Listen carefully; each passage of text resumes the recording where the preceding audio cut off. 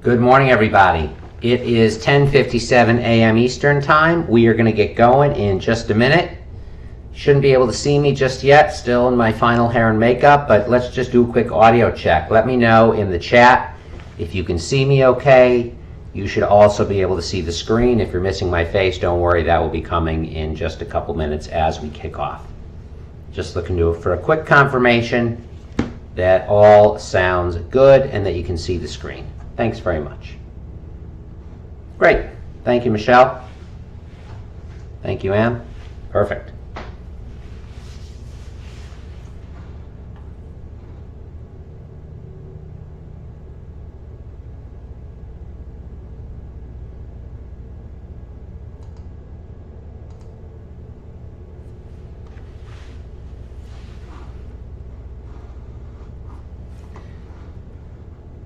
Good morning. If you're here for today's Series 79 review, we are going to get going in 2 minutes. Nice to be with you today. Happy Sunday.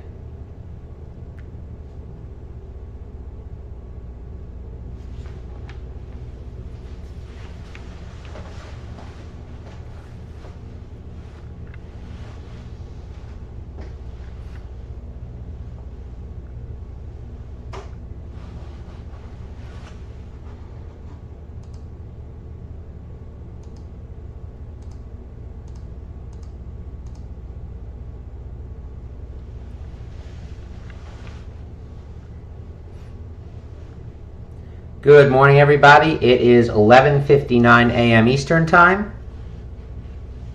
We're going to get, 10:59 a.m. Eastern Time. Didn't mean to speed ahead by 60 minutes in today's review. We're going to get going in 1 or 2 minutes. Nice to be with you today. I'll turn on my camera at that time and we will kick off.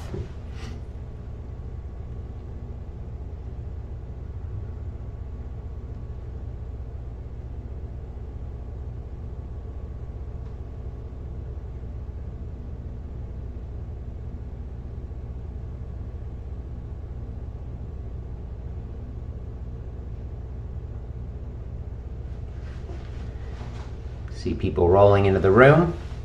I'm going to give everybody about 15 more seconds to find us on YouTube, and then we'll turn on the camera, we'll bring down the cover slide, and we will kick off today's discussion.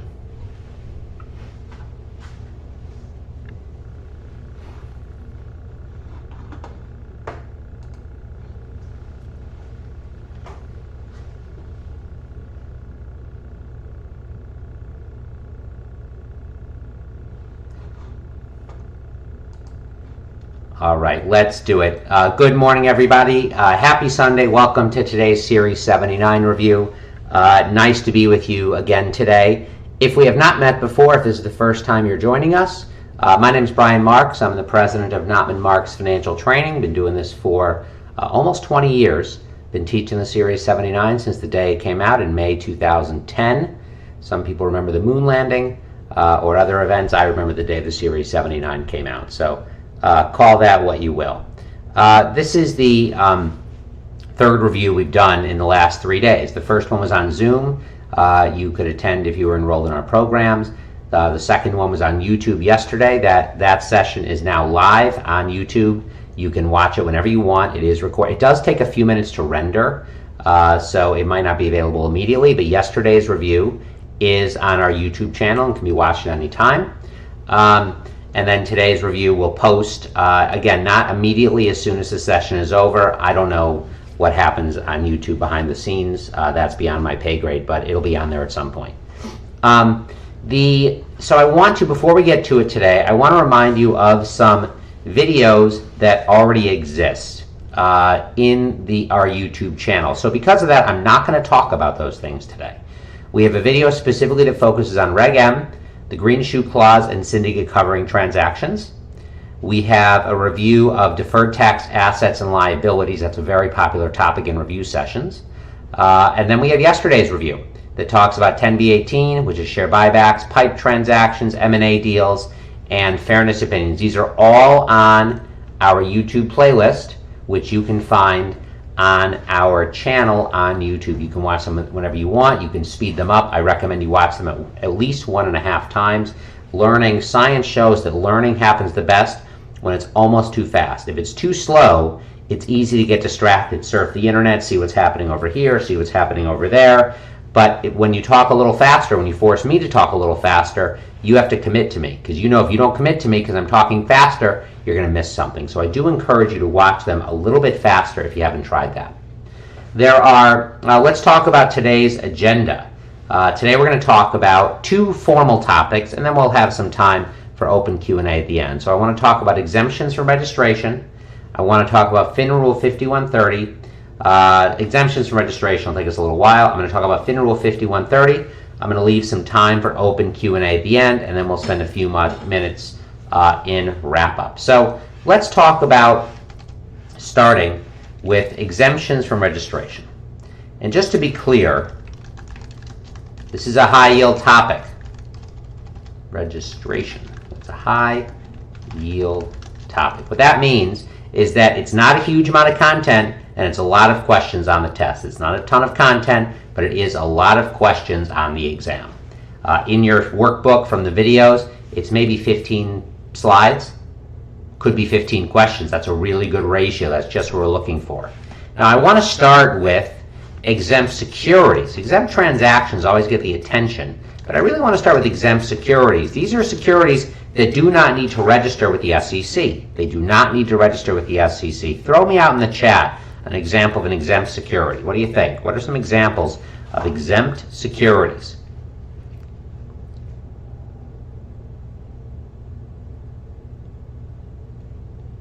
Yeah, exactly right. You have U.S. government and government agency securities like treasuries. Yep, exactly right. Jacqueline, Kayla, you got it. U.S. government and agency securities. By the way, once this YouTube posts, the chat does not post. So if you answer a question in the chat, that will not be on YouTube for the world to see forever. I just want you to know that. U.S. government agency securities, muni bonds are exempt from SEC registration. Commercial paper with a max maturity of 270 days, and commercial bank securities.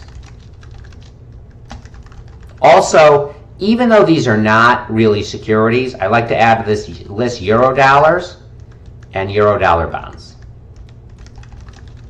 Okay, commercial bank stocks, by the way, this exemption does not apply to investment banks. It does not apply to bank holding companies. It's just regular, plain old commercial banks. So let's say Chase Bank were spun off in an IPO. If Chase Bank were spun off in an IPO, Chase Bank would be exempt from registration because it's a commercial bank. JP Morgan Chase is a bank holding company. It is non-exempt. So commercial bank securities, this is very unusual. There are very few publicly traded pure play commercial banks. So how do they test this on the exam? They might ask you on the exam, which of the following securities is required to register? When they ask you this question, what are you looking for? What are you looking for? You're looking for anything that is not on this list. Anything not listed above. Okay? That's what you're looking for. Okay, so examples: mutual funds, open-end funds, exchange-traded funds, options, corporate bonds. I mean, I could give you an unlimited list, so I'm not going to do this for the next 58 minutes. But when they ask you, and by the way, you might say, well, Brian, what is an open-end fund? It doesn't matter. It's not on the list. It's got to register. It's the same thing as a mutual fund, but it doesn't matter. For this test, all you have to know is that it's not on that list of exempt securities, therefore it needs to register with the SEC. Exchange-traded funds. Brian, I don't know anything about ETFs. I don't care. Doesn't matter. As long as you know that it's not on this list, you will be well prepared to answer the question on the exam. All right, moving on next to exempt transactions, which gets most of the attention. These are scenarios where SEC registration is not required due to the manner of sale, right? Basically, if these securities are sold a special way, then you can avoid SEC registration. If the securities are being sold basically a special way, you can avoid SEC registration. So what do I mean by that? So what are some examples of special ways? Well, what if an issuer is not trying to raise a ton of money, right? If you want to raise some money, but not a huge amount, to have to go through the entire registration process, file an S1, attorneys, underwriters go through the entire process. By the time you're done, you're going to net like $100 on the deal. So what's the exemption that applies if the issuer is not trying to raise a ton of money? If you're just trying to raise a small amount of money, what do you think?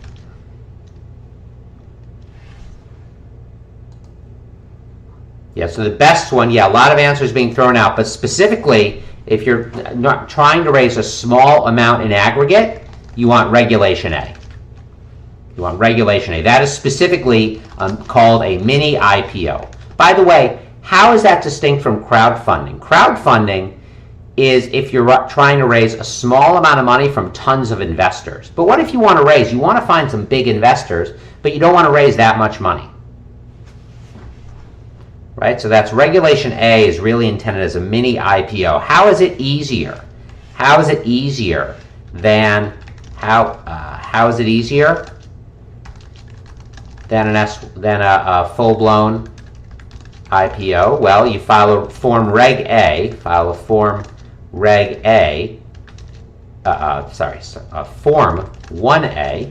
instead of an S1, which is shorter and cheaper. Yeah, less regulatory work. Exactly right. Now, how much can you raise? How much can you raise? What do you think? You can now raise, this has increased steadily over the years, you can raise up to $75 million. Up to $75 million max if you are willing to file financial statements with the SEC. Otherwise, if you're not willing to file financials, you can raise up to $20 million. So the idea here is if a company wants to raise $15 million, you want to offer the shares to anybody. You're saying, well, an S1 is crazy. It's going to cost me so much money. It's going to cost me like $1 million. So I'm trying to raise $15 million, but I'm going to lose $2 million of it just to raise the money. That's crazy. I can't afford that. So it's a lot shorter. It's a lot cheaper. What's the most critical thing to know? Most critical element? Under Regulation A, the issuer must update the SEC every 6 months on the amount of securities being sold. Okay? So again, this is an exemption that's available because the special way that you're selling the securities is you're not trying to raise a lot of money. All right, let's talk about another special way you can sell securities. What if the issuer is only trying to raise money outside the U.S.? What are you going to use then? What are you going to use then? If you're only trying to raise money outside the U.S., that's a special way, right? You're not raising money within the borders of the U.S. You're only trying to raise money outside the U.S. Yeah, there you go, Jonah. Very nice. The answer is only trying to raise money outside the U.S. That would be done under Regulation S. Regulation S is for offshore. Sometimes say the S is for Reg S or the S is for offshore or overseas. Offshore transactions. Offshore transactions. So the issuer can sell to any non-U.S. resident. So every investor must be a non-U.S. resident. Every investor must be overseas. It doesn't have to. It can't be. It has to be a physical address. So every investor must have a foreign physical address. Has to be a real place. Can't be a P.O. box. Can't be. I'm going to repeat a joke, even though I made it just a few days ago. Can't be track 9 3/4 from Harry Potter fame. Not allowed. It's got to be a real place. Got to be a real place. So every investor must have a foreign physical address. Can it be a U.S. citizen? Can it be a U.S. citizen? Sure, as long as they have a foreign address. It can be a U.S. citizen. Citizenship does not matter. Now, when can these securities be resold in the U.S.? Michelle wants to know, does it have to be their primary residence? The answer is no, it does not. It's whatever address the underwriter has on file. So if I'm trying to market a deal to you, I'm trying to market a Reg S deal, I say, hey, all right, you got to be an overseas address. You say, yeah, no problem. Here's that address. It is not the requirement of the underwriter or the issuer to diligence that. You don't need to check, is it their primary address? It's you can take their word that they are an overseas resident. All right, when can the securities be resold in the U.S.? Oh yeah, it can absolutely be a non-U.S. citizen. Citizenship does not matter at all. Citizenship is not relevant to this question. The only exception is you can't engage in directed selling efforts to groups of U.S. citizens overbroad.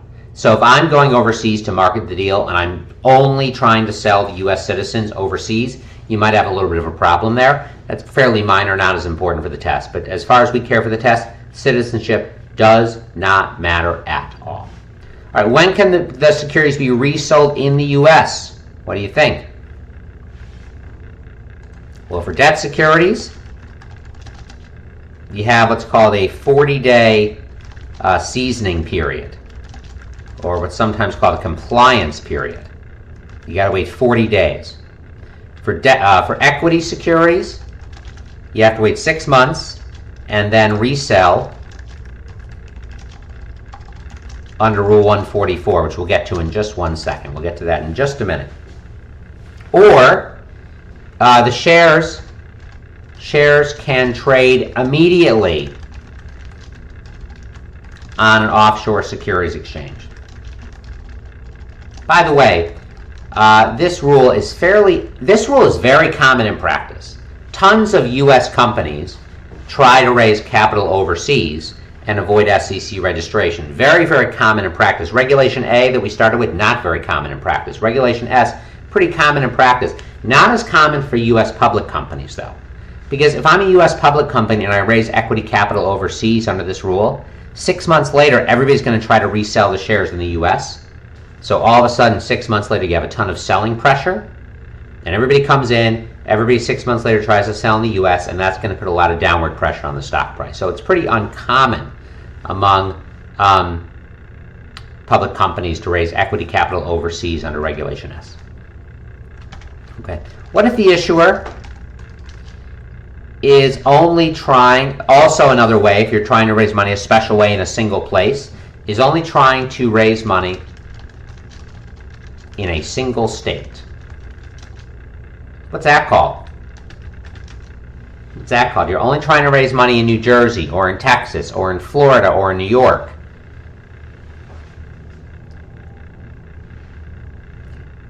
That's called Rule 147. Yeah. So Rule 147 allows an issuer to raise capital in just one state and avoid SEC registration. Now, in order to comply with this rule, you have to meet the 80-80-80 test. The 80-80-80 test. Oops, sorry about that. The 80-80-80 test. What does that mean? 80% of the issuer's assets must be in the state. 80% of the issuer's revenue must be in the state. 80% of the proceeds from the sale must be in the state. You have the 80-80-80 test. Also, every single share, all of these shares must be sold to state residents. Every single share must be sold to state residents. If there's even one non-state resident purchaser, not allowed. It's a violation. It's a violation. Okay. This is a very uncommon rule in practice. So Arizona Iced Tea, the founder of Arizona Iced Tea, was from Short Hills, New Jersey, wanted to raise some money, and wanted to raise only money only in New Jersey with friends, family, people he knew, whatever. So because of that, you don't have to register with the SEC. You register just under state securities law, and you can raise money locally, basically. And why is it called Arizona Iced Tea instead of New Jersey Iced Tea? Well, New Jersey Iced Tea sounds kind of gross. So yeah, 80-80-80 test, you must meet all three. You must meet all three. I think as a marketing tool, we can agree that Arizona Iced Tea sounds more pleasing to consume than New Jersey Iced Tea. So the 80-80-80 test means you have to meet all three of these requirements. Yeah. Mm-hmm. Yeah. And the company must be either incorporated in the state or have its principal business location in the state. You have to either be incorporated in the state or have your principal business location in the state. Okay. All right. You got to meet all three requirements. Yeah, you got to meet all three. Okay. So if you have, for example, you have all of your physical assets in California and all of your revenue in Florida, you can't do this. Company, so you have to be either incorporated or have your principal place of business, because having your principal place of business is Rule 147A. That's not important for the test, but that's why. So Rule 147A gave some flexibility. Some of you are asking about the 80-80-80 rule. I'll check that out a little bit later.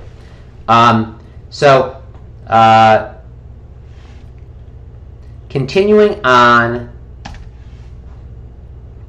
the another special way to raise securities. What if the issuer is selling only to wealthy investors? There are actually two ways you can do this here.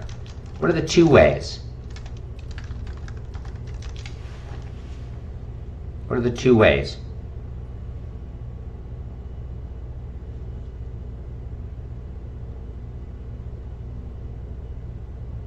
Okay, the two ways are Regulation D, or what's the other way? If I only want to sell to wealthy investors.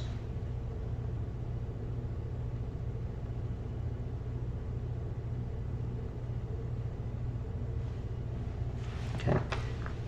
The other way is Rule 144A. So Regulation D is really private placements to accredited investors. Rule 144A is basically sales to quibs.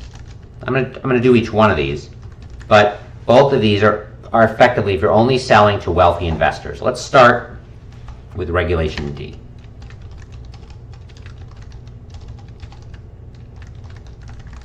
First thing is, let's define who is an accredited investor. Who is an accredited investor?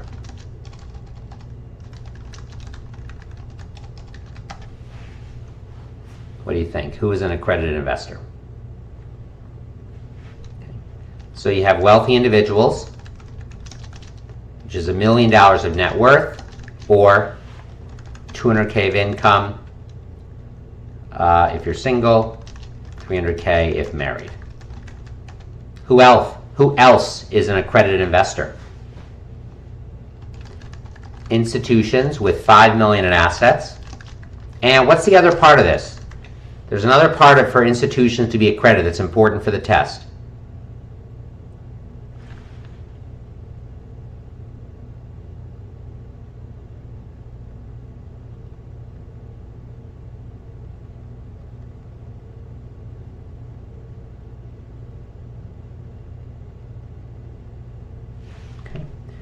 Yep, there it is, Jacqueline Sierra, exactly right. And a legitimate business purpose. You need to have $5 million in assets and a legitimate business purpose. So if you're only organized to invest in a private placement,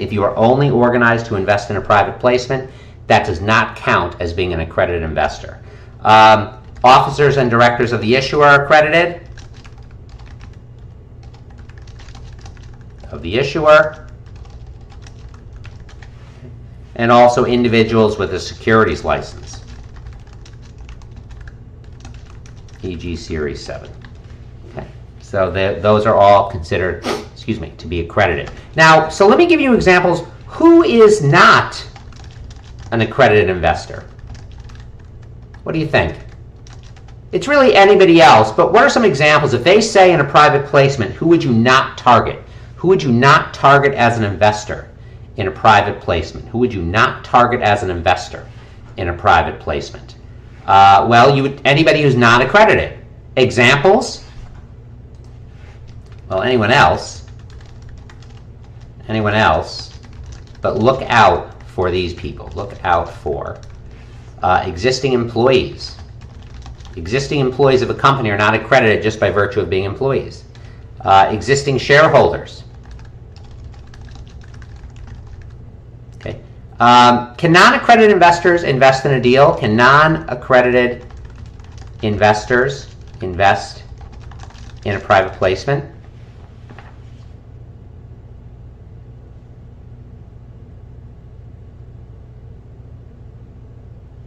Okay, can non-accredited investors invest in a private placement?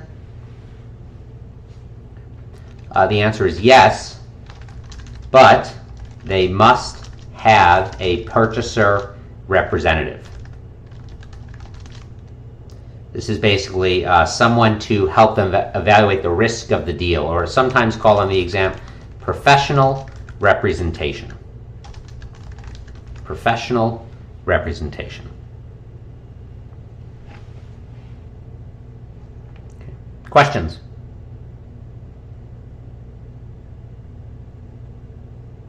Good?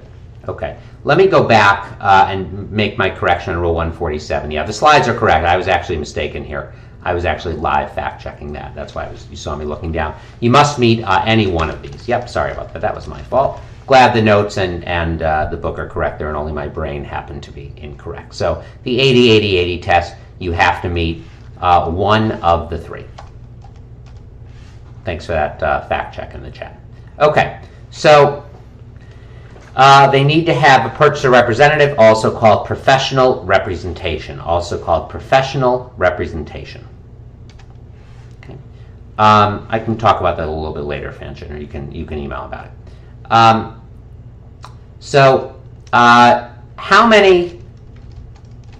Let's talk about the various types. So under Rule 504 of Reg D, how much money can you raise? What do you think?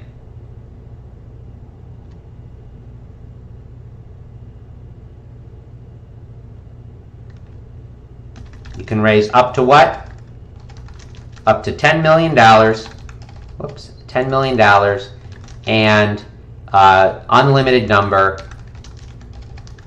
of accredited, of both AI and non-AI investors. AI has a unique meaning here, given what we're all talking about these days.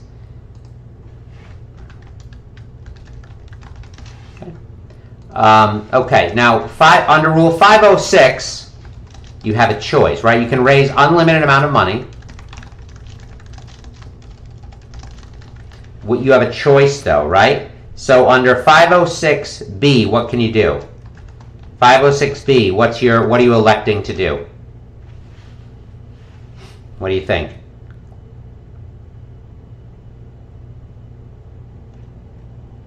You can have up to 35 non-accredited, non-AI investors, but no what?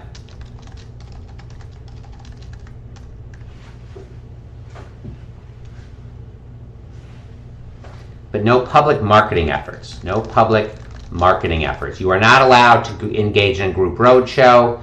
The private placement memorandum must be behind a firewall or a password protection wall, so you can verify an investor's status before you give them access. You can't market the deal online freely, so it limits your ability to cast a net. So you can have some non-accredited. By the way, they still need a purchaser rep, but you've limited their ability to cast a wide net. Now, Rule 506C Rule 506C, you can have public marketing efforts are allowed.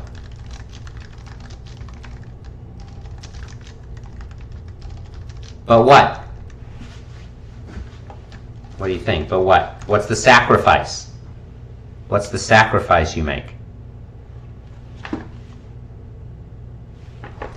But 0 non-accredited investors. So you have a choice.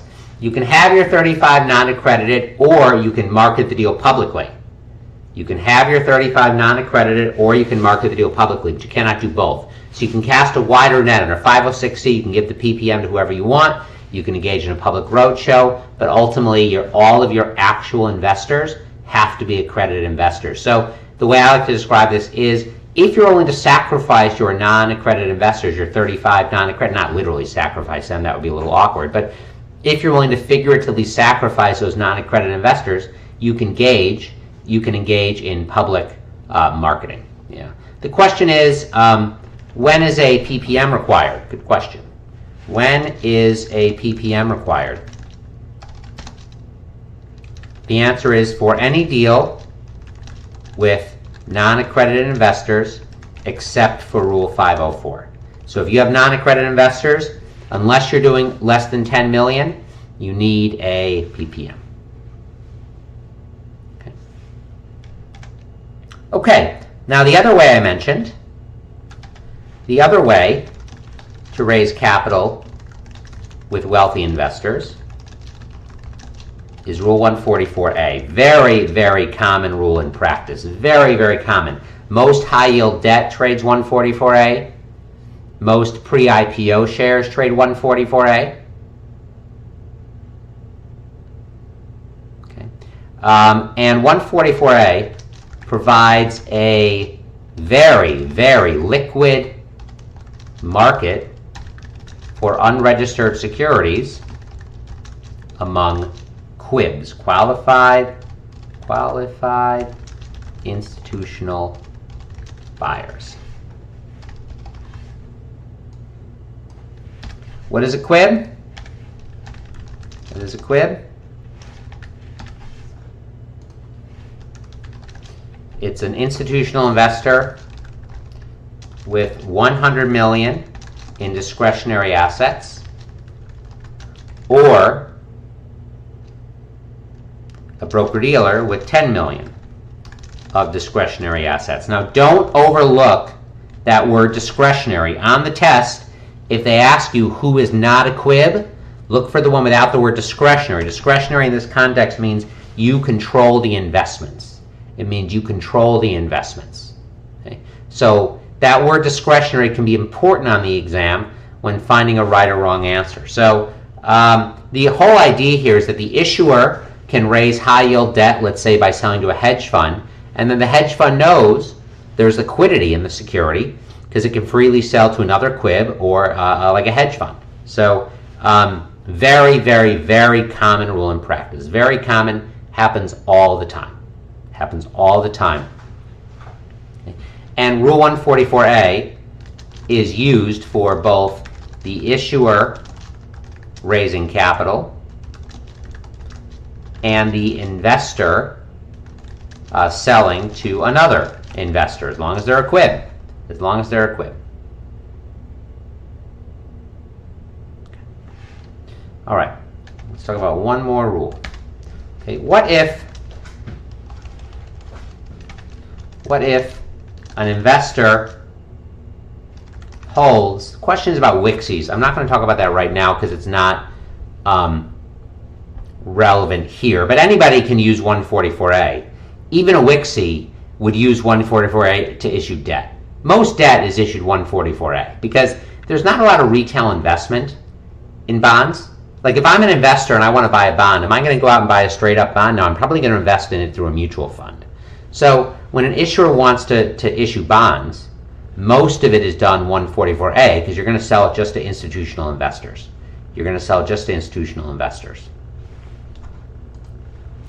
A couple people asked about, and I'll double back here for 1 second, When is a PPM required for any deal with the non-accredited investors except Rule 504? What are other names? Are other names for a PPM? An offering circular, offering memorandum. Those are all the same thing. Those terms are interchangeable. Those terms are interchangeable. Okay, those terms are going to be interchangeable. The term PPM, offering circular, and offering memorandum are the exact same thing. So in Rule 506C, you don't necessarily need a PPM because you don't have non-accredited investors. What about, now by the way, in practice, if you're an investor, are you going to want some document, even if you're an institution, are you going to want a document to see if you're investing? Sure. So in practice, you're still going to have these documents. So these terms, PPM is the same as an offering circular, same as an offering memorandum. Those terms are not interchangeable with what? What are they not interchangeable with?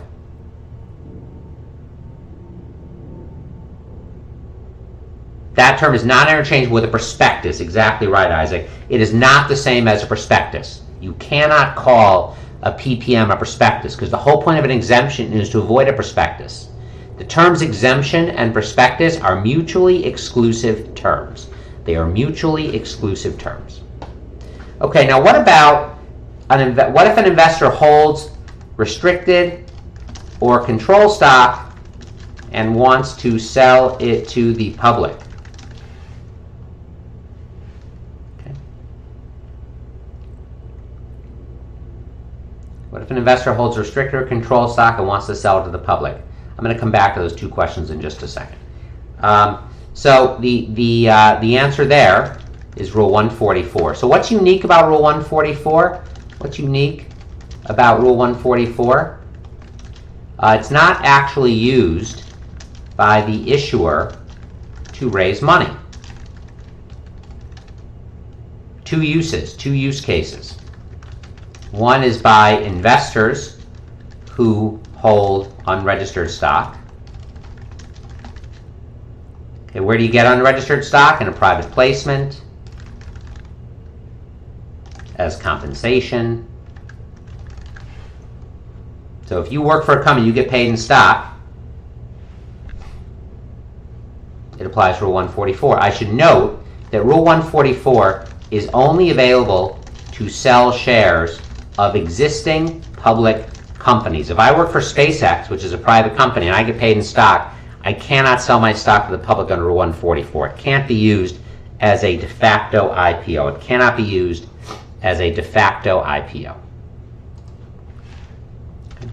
And then what's the requirement here if you hold unregistered stock? The requirement is the shares must be held for 6 months.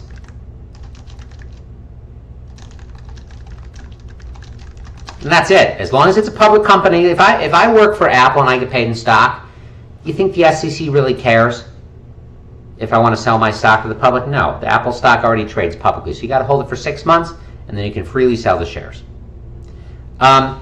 It's also required by investors who hold control stock. That's stock that's held by a corporate insider. Stock held by a corporate insider, which is an officer, director, or greater than 10% shareholder. By the way, it's not, director doesn't mean you have the word director in your name. A managing director is not a corporate insider. It means you're a member of the board. So the requirement is shares can be sold a little at a time. That's also called dribble out. Dribble out. Dribble out in practice. Dribble out. So there's a volume limitation. There's a volume limitation. I'm not going to go through the volume limitation right now, just in the interest of time. So if the shares are basically over any 90 days, you're limited to the amount you can sell. It's in your notes, so you should have access to that. By the way, can stock be both restricted and control stock? Absolutely. When the CEO is paid in stock, that stock is both restricted, it's both restricted stock and control stock. And therefore, both sets of rules apply. Both sets of rules apply. Okay, great. So let me back up for 1 second before I move on here. A couple questions that came in. Does Regulation A does require an offering circular? I'll add that in here. Offering circular is required. That's true. Okay. Under Rule 147 and Regulation S does not require a formal document, but one typically exists. And Rule 147, the state may require a formal registration statement. Not the SEC, but the state. Okay. There was a question about Rule 144A. The question is, does an institution with $100 million in assets, it's got to have it has to, on the test, the word discretionary could be important. If you're on the test, the way this word discretionary applies is if you're on the test and they ask you which one is not a quib, and all of them have $200 million of assets, look for the one without the word discretionary. So discretionary can be thought of as the tiebreaker for deciding on a correct answer. The tiebreaker on deciding on a correct answer. Broker-dealer, the implication is that the assets will be discretionary, but again, on the test, use that word discretionary as a tiebreaker. Okay, so that's pretty much our summary of all the exemptions from registration. If, again, just from this couple pages of notes that we've gone through, what you're talking about is 8, 10, 12 questions on the test, so be sure you're comfortable there. All right, let's talk briefly about FINRA Rule 5130. Whoops. This is to deal with selling IPOs. What the rule says is that restricted persons cannot invest in IPOs. Who are restricted persons? And I'm going to talk about family members in just a second, so let's put a pin in throwing out the family members right now. Who are restricted persons? Who are restricted persons? What do you think?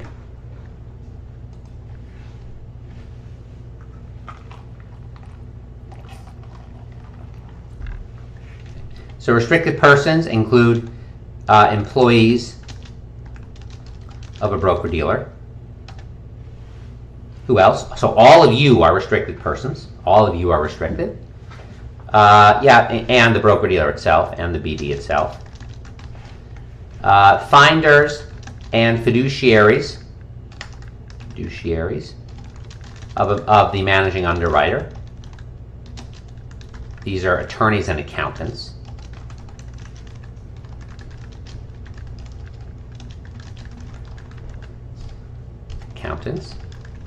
Okay.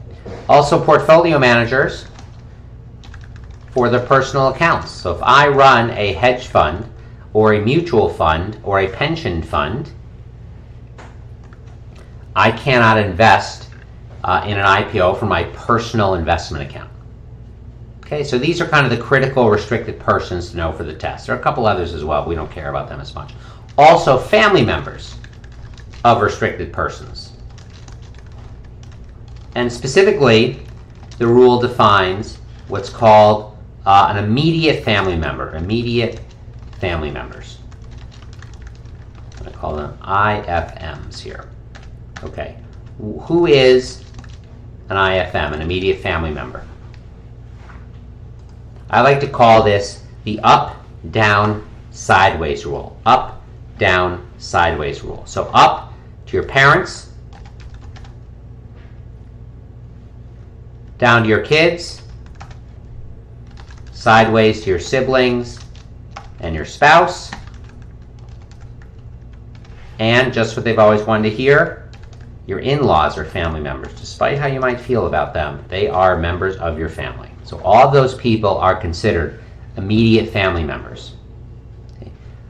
Can an IFM, an immediate family member, invest in an IPO? Can an immediate family member invest in an IPO? What do you think?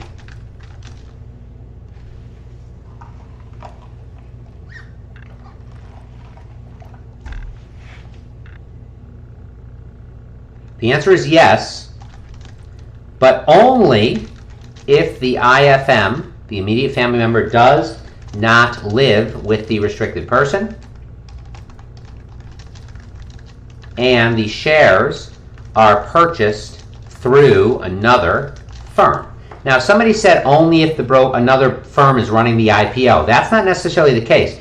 So none of you can invest in an IPO. However, your adult financially independent sibling can invest in an IPO as long as they buy it through another broker-dealer. Now, you might say, well, Brian, what if my firm is an underwriter? That's fine, as long as they invest in it through another underwriter. That's okay. So even if your firm is the lead underwriter, they can invest in it through another underwriter. That's not a problem. That is just fine. That's just fine.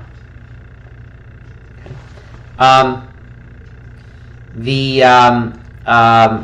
And by the way, this applies for you as a restricted person. You're an employee of a broker-dealer.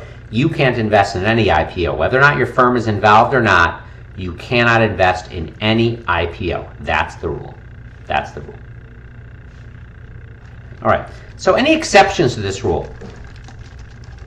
Any exceptions to this rule where people who are otherwise restricted, can they invest? Absolutely they can. Yes, there are exceptions. So first, employees of the issuer and their family members. So I'm actually going to call this general exception because a few things are covered. Friends and family of the issuer. See, in any IPO, there are certain shares that the issuer will direct. This is formally called issuer-directed sales. So employees of the issuer and their family members. So for example, let's say you work at a broker-dealer and your spouse works at SpaceX. If SpaceX were to go public, your spouse and you can invest in a SpaceX IPO. Customers of the issuer. So let's say when Uber went public, it decided to offer IPO shares to its 50 most power users, to its 50 biggest customers. And let's say a couple of those people happen to work in the securities business. That's okay, because it's an issuer-directed sale, not specifically designed to avoid the rule. Joint accounts, where the restricted persons own less than 10% of the account. So all of you are restricted, assuming you work for a broker-dealer. So none of you can invest in an IPO. Let's say all of you decide to open a joint account together. You still can't invest. But let's say you invite me, and let's say I own 95% of the account, and all 163 of you share the other 5%, that would be okay. Because as long as the restricted persons own no more than 5% of the, no more than 10% of the account, that would be okay. Okay, so these are exceptions to the rule where people who would otherwise be restricted can invest in an IPO.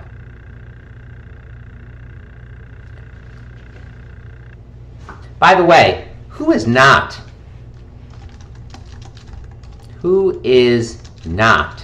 an immediate family member? What do you think? Who is not an immediate family member? What do you think? Anybody else not listed above, but includes aunts and uncles are not immediate family members, nieces and nephews are not immediate family members, grandparents are not immediate family members, don't tell them that, cousins. How about an ex-spouse? Hell no, not an immediate family member. So non-immediate family members can do whatever they want. Non-immediate family members can freely invest in an IPO. They are not subject to this rule at all. They can freely invest in an IPO. Okay. Any questions on that topic? Okay. Any welcome, Dave. Nice to have you here. All right, so that's it for today's agenda. We've talked about the exemptions. We have talked about Finra Rule 5130. What if the ex-spouse still lives with the restricted person? Well, that's okay. I mean, maybe from a domestic point of view, it's not what you're looking for, but that's okay. It doesn't matter. That still does not make them an immediate family member. That's fine. Not a problem. Yeah, this is another exception. So investors who owned shares prior to the IPO can invest to avoid having their position diluted. Sure. Good one, Jonah. Yep, that's correct. Yeah. So if you live with both your in-laws and your ex-spouse, I'm sorry, but your in-laws cannot invest because they are actually well, that was a bad example. But if you live with your in-laws, they cannot invest in any IPO. If you live with your ex-spouse, they can do whatever they want because they are not an immediate family member. Just went down the road of a joke and wasn't going to work out, so I bailed halfway. All right, so that's it for kind of the formal agenda. So for the next 5 minutes, before we do a couple minutes of wrap-up, I want to take any open questions from the crowd. So what questions do you have about content? And it's not a true democracy, so if it's not a question that's relevant to the exam or I think will benefit the masses, you're welcome to follow it up with an email. But yeah, Jonah wants to know for Rule 5130, what if the broker-dealer is going public? Well, if the broker-dealer is going public, you're an employee of the issuer, so you can invest. If it's your company going public, then that's fine. Yeah, if you work for a company that goes public, absolutely, yeah. Yeah, question. Somebody asked a question about underwriting fees. Sure, we can. Okay. So let's talk about the three components of a spread. What are my three components of a spread? You have the manager's fee, which is generally 20%. The underwriting fee, which is also generally 20%, and the selling concession, which is generally 60%, not by rule, but in practice. And what are these two called together? The underwriting fee and the selling concession together. Let me know what that's called. That's generally called the total takedown, i.e. underwriting concession. Badger, that's not important. The O&O stuff when direct listings is not important, i.e. underwriting concession. The exam will give you numbers. If it's a math question, I promise they will give you numbers. They would not ask you to assume. Okay, so the way I like to think about these questions, first is you have to figure out the three fees, right? Tackling these questions. So one is determine the distinct fees. So sometimes they'll give you the manager's fee and the underwriting fee and the total takedown. You have to be smart. You then have to figure out the selling concession. So don't assume they're giving you the three distinct fees, right? Be careful. Be careful if they give you the underwriting fee, and the total takedown. Okay, so then figure out what they get. So the manager's comp is going to be what? It's going to be the sum of three different things. It's the total deal size in shares times what? You got to add up all three. Total deal size times the manager's fee. Then it's the allocated shares times the underwriting fee. By the way, there are a few different ways to get to the right answer. This is the way I like. It's the total deal size times the manager's fee. It's then the allocated shares times the underwriting fee, and it's the shares sold times the selling concession. So you add up all three, and that sometimes the shares sold is a percentage of a percentage. So maybe the allocated shares is 35% of the deal size, and of that you sell 80%. So it's 80% of the 35%. Yeah, so you add up all three of these. What if they ask you about a syndicate member rather than the syndicate manager? How does this change? There's only one little tweak. What do you think? How does it change? You basically ignore 2A above, and just add the underwriting fee, that's step 2B, and the selling concession, that's step 2C. This is the way. And again, there are a few different ways you could apply the total takedown in some cases, but you'll get mathematically, you will get to the same answer. This is the way I think it is the simplest. Our practice questions will show the explanations a few different ways just to understand how you can think about this topic, but this is the way I like to think about it. The critical element is to figure out the three fees and then figure out the number of shares that match up to each of those three fees. The reallowance, what's the real? By the way, mathematically, you'll never need to deal with the reallowance, but the reallowance is when when a syndicate member keeps some of the selling concession, even though the selling group sold that share. So basically, if you're an underwriter, the selling group sells a share, you're going to say, hey, great job selling that share. Thank you. You get the selling concession, but I'm going to take a bit of it anyway, just for myself. So it's when they kind of claw back a little bit of the selling concession. Mathematically, you will not need to take that into account on a question like this. That wouldn't be relevant. You have to understand what it is, basically what I just said, but other than that, you don't need to worry about it mathematically. Yeah. By the way, one other thing, syndicate expenses always reduce what portion of the spread? Always come out of what? Of the what? Which component? Which of those three parts? Yeah, exactly right. They come out of the underwriting fee, that middle portion of the spread. They don't reduce the manager's fee. They don't reduce the selling concession. They reduce the underwriting fee. They reduce the underwriting fee. Okay.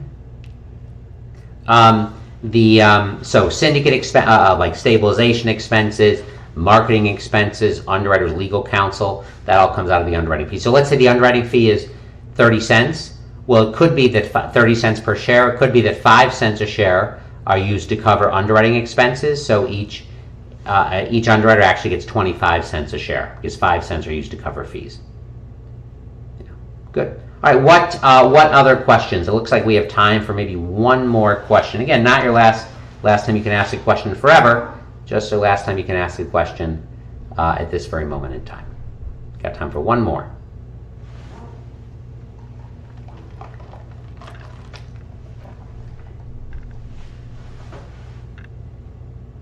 No? Okay. Let's talk about kind of your wrap-up. Let's talk about your wrap-up. So at this point,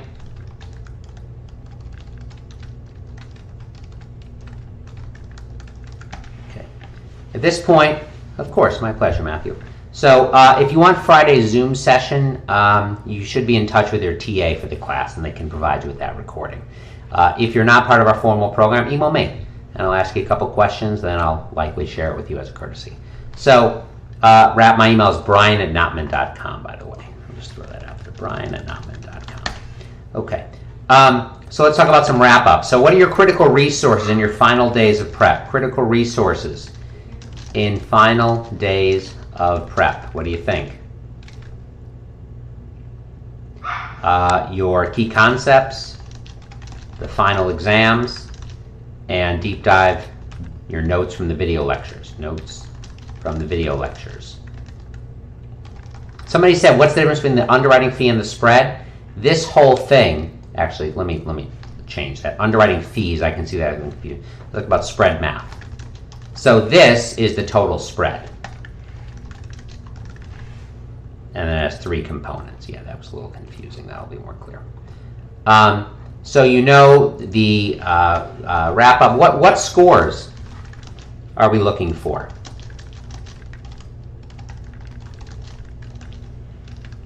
We want consistency in the high 60s. And I know you're like, Brian, you're freaking me out. Passing is a 73. How can you possibly tell me consistency in the high 60s? If you are consistently in the high 60s, and you know the key concepts well, it will be enough to pass the exam. It's not unusual that candidates sometimes even max out in the low 60s. Some of you will never, ever, ever pass a single practice exam, and you will pass the actual test. I guarantee it. Right? There are 176 of you here right now. I guarantee that some of you will never pass a single exam, and you will pass the actual test. And what happens if you never pass a single practice exam and you pass the actual test? What do you think?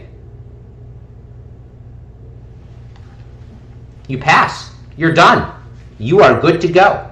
That's it. Okay? So that is really, you have to keep your eyes on the prize. So when you're on the test, don't give up halfway. The worst conversations are when candidates say to me, you know, Brian, I thought I was failing. I thought I was getting a 50. So I kind of gave up halfway through the test, and I missed passing by one question. That always hurts, right? You've come to 2 reviews this weekend. You went to our training last week, maybe. You've studied really hard for 100 hours. To give up halfway through the exam is not something you want to do. You've come that far, you might as well try the entire time rather than giving up halfway. Yesterday's recording is already on our YouTube channel. Today's recording will be on there as soon as it renders. We have a Series 79 playlist. It'll roll right in there. Final question. Somebody asked about the dates in the supplement. How important are the different dates to know? In the front of the key concepts, there is a list of the most important day counts for the exam. If you're asking about, specifically within the supplement, the key forms chart, it's more important to know the content of each of those filings than it is to know the day count. Those are testable, but the content and what each form is for is more important to know than the actual deadline. Best case is to know both, but I'd rather have you know the actual content of the form and what it's for. That's more likely to be tested than when you have to file it. And then again, in the front of the key concepts, it'll say the various day counts that are most heavily tested. All right.